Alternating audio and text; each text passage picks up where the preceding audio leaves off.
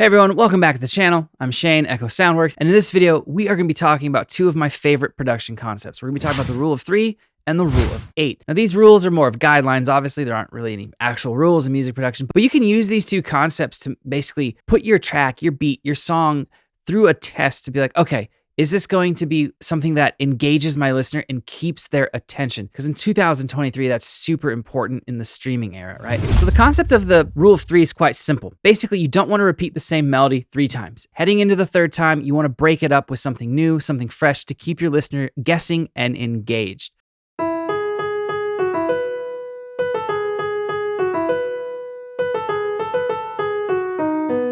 So let's take a look at how you can apply this to the melody creation process.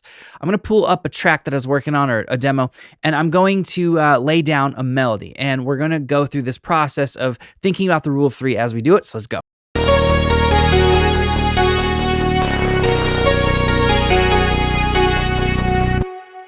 All right, so that is the melody we are going to be working with in this section of the video. So I only played that twice, or played it through 2 times. Let's listen to it 3 times in a row, and you'll see and hear exactly what I mean by generally you don't want a melody, especially one that's kind of simple like this one, doing the exact same thing 3 times in a row. It'll get too boring. Let's check it out.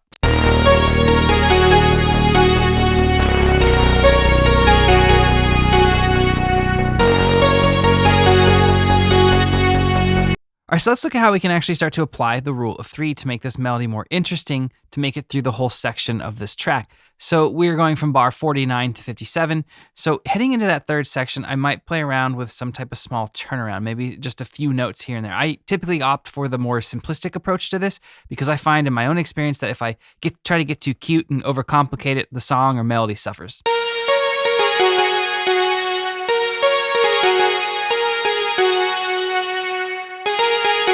So just those last little 3 notes, like that little turnaround, I think will be enough. And then maybe in the 4th section, I do something like that. So let's try recording some stuff in.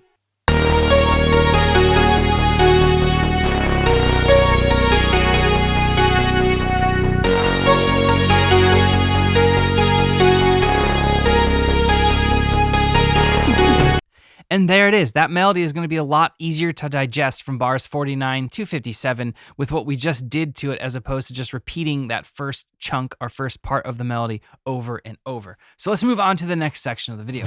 So the rule of 8 is another simple concept, but hard to nail down in practice because there's a lot more variables with the rule of 8. It doesn't pertain to melodies. It pertains to your song kind of in a macro sense. You want something new to happen generally every 8 bars. This could be going from verse to pre-chorus, pre-chorus to chorus to drop, or it could be adding a new sound in, like a shaker, a new pad, a new synth, or it could be something like from a mix perspective, messing with the stereo image of your song, making it wider, making it more narrow, messing with the dynamics. There's a lot of different things you can do that would adhere to this rule of 8, but the idea is simple. You don't want your song to get too stagnant, right? So every 8 bars, generally, you want something new to happen. I will say there are times where it feels better to do it 4 bars. It really depends on the structure of your song, the tempo, the chord progression, and just kind of the general pacing of the actual track, and that's for you to determine. But I'm going to pull up a session and we're going to look at this in practice. All right, so now we're inside of this Ableton session where we'll be able to see the rule of 8, multiple different instances and I guess techniques. And we'll also see a couple of cameos of the rule of 3 as well. So the idea starts at bar 49, and this is essentially our intro, which goes for 8 bars.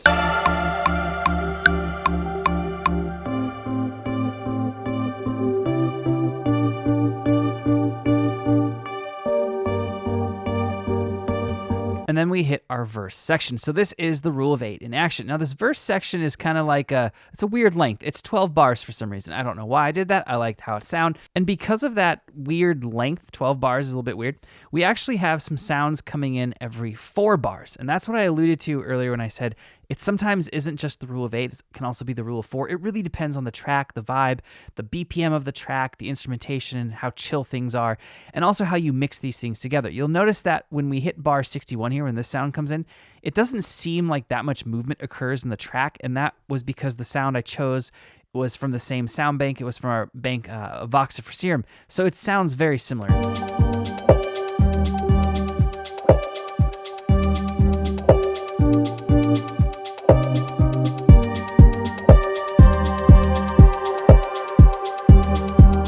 right? right? And nothing much else changed in that section, so it works. But I'm technically doing a rule of 4 there. Now, starting right into this section, we get our build. Now, this is pretty interesting because I'm kind of playing this melodic melody with these chords here.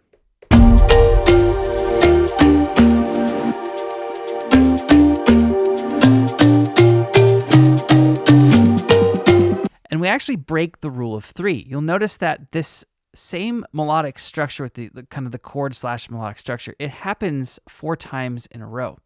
And because of that, we are breaking the rule of 3. Well, why does it work? Why is that okay? Well, first off, it's definitely okay. There are no rules with this.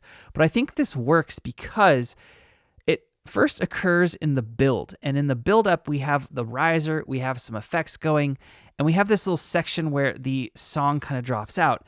And because of that, it resets our ears. And then when we get to the drop and we hear that chord / melody again, there is a new sound with it that follows the rule of 8. So although part of the song, part of the melody isn't following the rule of 3, it's okay because, or it works, I guess, because the rule of 8 is taking effect. We're going from the build to the drop. Check it out.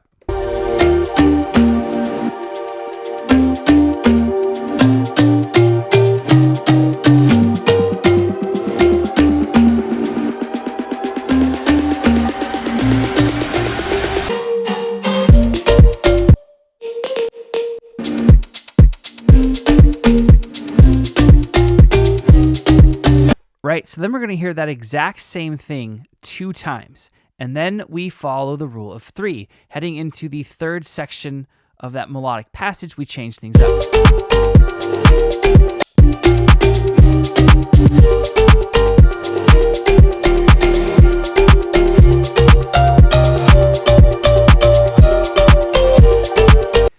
So that sums up the video. You guys get the idea. The rule of 8, the rule of 3, super powerful production techniques to make your music more interesting and engaging for your listeners. If I can pull it off, you can probably pull it off as well too. So thank you for checking out this video. I really appreciate the support. If you want to support the channel further, consider subscribing to our YouTube channel and maybe giving this video a thumbs up. Thank you so much for watching, guys. Hope you have a great day. I'll see you next time.